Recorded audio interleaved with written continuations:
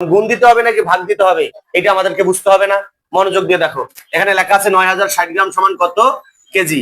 আমরা যদি এখানে লিখি যে 9060 গ্রাম, 9060 গ্রাম, আমরা যদি এখানে লিখি, আমরা জানি যে 1 কেজি কি লিখবো আমরা, 1 কেজি সমান 1000 গ্রাম, 1 কেজি সমান 1000 গ্রাম। দেখো তো আমরা কি বের করব, কেজি বের করব নাকি গ্রাম বের করব, কেজি বের করব নাকি গ্রাম বের করব, কেজি বের করব। করতে হবে না ভাগ করতে হবে সেটা বুঝবো আমরা কি, বড় দিকের সংখ্যার দিকের একক বের করতে হবে নাকি ছোট দিকের সংখ্যার একক বের করতে হবে।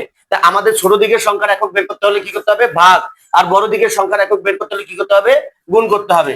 তাহলে আমরা কি লিখবো, 9060 ভাগ কত, 1000। তখন গ্রামটা এখানে কি হয়ে যাবে, তখন গ্রামটা এখানে কেজি হয়ে যাবে। 1000 দিয়ে ভাগ করা খুব সহজ, শুধু 1000 না, 1110 এইগুলা দিয়ে ভাগ করা খুবই সহজ। কিভাবে দেখো সহজ, এই উপরের এটা আগে নিচে নামাবে, 9060 কয়টা শূন্য রয়েছে একের পিছনে, 3টা, তাহলে 1 2 3, 3 করার পরে কি দিবা, দশমিক দিবা।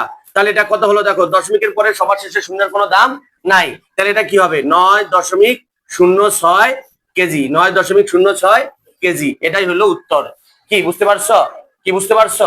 আমার ছাত্রছাত্রীরা বুঝতে পেরেছে? আপনারা যদি বুঝতে পারেন তাহলে শেয়ার করে অপরকে শেখার সুযোগ করে দিবেন এবং ফলো দিয়ে পাশে থাকবেন। Thank you very much. আসসালামু আলাইকুম।